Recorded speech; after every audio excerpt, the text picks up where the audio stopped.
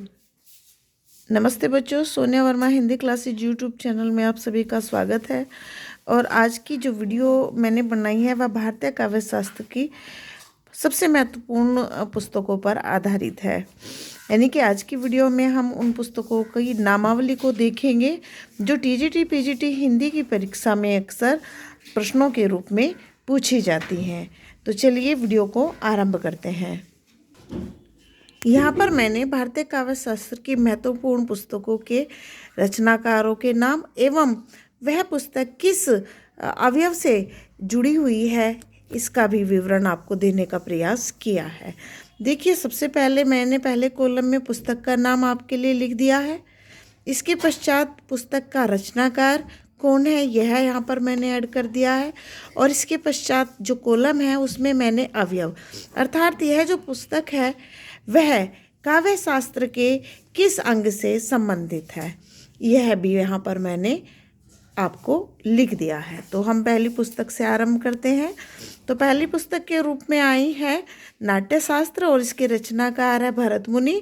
और यह रस से निरूपित पुस्तक है, अर्थात नाट्य शास्त्र में सभी रसों का काव्य शास्त्र के अनुसार निरूपण हुआ है या उल्लेख हमें मिलता है। इसके पश्चात है रसगंगाधर और इसके रचनाकार है पंडित जगन्नाथ। इसके पश्चात 10 रूपक, यह धनंजय जी ने लिखी है। इसके बाद रस तरंगिणी भानु मिश्र, इसके रचनाकार है। इसके पश्चात है श्रृंगार प्रकाश और राजा भोज, जिन्हें हम भोजराज के नाम से भी जानते हैं, इस पुस्तक के रचनाकार है। छठी पुस्तक जो रस ध्वनि से संबंधित है वह है उज्ज्वल नीलमणि और यह रूप गोस्वामी के द्वारा रचित पुस्तक है। और इसमें नायिका भेद एवं मधुर रस का बड़ा सांगोपांग वर्णन हमें मिलता है। ध्वन्यालोक को देख लीजिए, यह ध्वनि से संबंधित है, यानी कि ध्वनि संप्रदाय से संबंधित पुस्तक है और इसके रचनाकार है आनंदवर्धन। इसके पश्चात ध्वन्यालोक लोचन अभिनव गुप्त, यह भी ध्वनि संप्रदाय से संबंधित है। इसके पश्चात हम औचित्य विचार चर्चा, जिसके लेखक है क्षमेंद्र और यह औचित्य संप्रदाय से संबंधित है। फिर वक्रोक्ति जीवितम, आचार्य कुंतक इसके रचनाकार हैं और यह वक्रोक्तिवाद पर आधारित पुस्तक है। फिर इसके पश्चात है काव्य अलंकार सूत्र वृत्ति और आचार्य वामन इसके रचनाकार है और यह रीति नामक अवयव पर काव्य शास्त्रीय गुणों से परिपूर्ण पुस्तक हमें प्राप्त हुई है या प्राप्त होती है हिंदी साहित्य में। इसके पश्चात है काव्य अलंकार और आचार्य रुद्रट इसके रचनाकार है और यह अलंकारवाद पर आधारित पुस्तक है। और अलंकारवाद पर आधारित दूसरी पुस्तक हम यहाँ देख लेते हैं, इसका नाम है अलंकार सर्वस्व और रुयक इसके रचनाकार है। अब यहाँ पर हम कुछ ऐसी पुस्तकों को देख लेते हैं जिनमें काव्य शास्त्र के संपूर्ण काव्य अवयवों का काव्य शास्त्रीय विवेचन हमें प्राप्त होता है।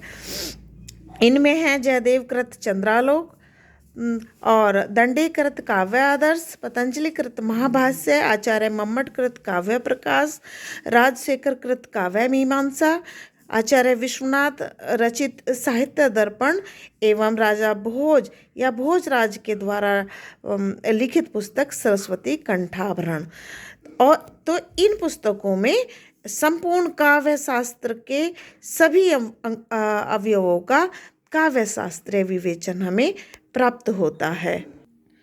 इस प्रकार हमने आज भारतीय काव्य शास्त्र से संबंधित महत्वपूर्ण काव्य शास्त्रीय पुस्तकों का ज्ञान अर्जित किया और मैंने आपको इसमें यह बताने का प्रयास किया कि कौन सी पुस्तक किसके द्वारा रचित है एवं कौन से काव्यांग से यह निर्मित है। दूसरी बात यह है कि हिंदी टीजीटी एंड पीजीटी परीक्षाओं में इन पुस्तकों से जुड़ी हुई बहुत सारी बातों को प्रश्न के रूप में पूछ लिया जाता है। यानी कि प्रश्न कैसे बनेंगे आप ये भी ध्यान से सुन लें। इसमें प्रश्न बनते हैं कि पुस्तक का नाम देकर रचनाकार का नाम पूछ लिया जाता है, पुस्तक का नाम देकर उसके काव्य अवयव का नाम पूछ लिया जाता है कि यह पुस्तक किस अवयव से संबंधित है, अलंकार से, रस से, रीति से, औचित्य से, ध्वनि से, इस प्रकार। और या फिर किसी भी काव्य शास्त्रीय आचार्य का नाम देकर उसकी पुस्तक का नाम पूछ लिया जाता है। उम्मीद करती हूँ आपको आज की वीडियो पसंद आई होगी।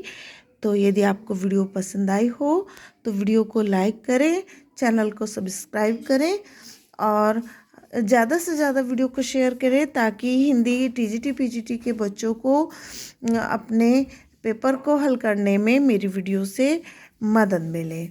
तो चलिए फिर मिलते हैं कल नई वीडियो के साथ। तब तक के लिए नमस्ते, धन्यवाद।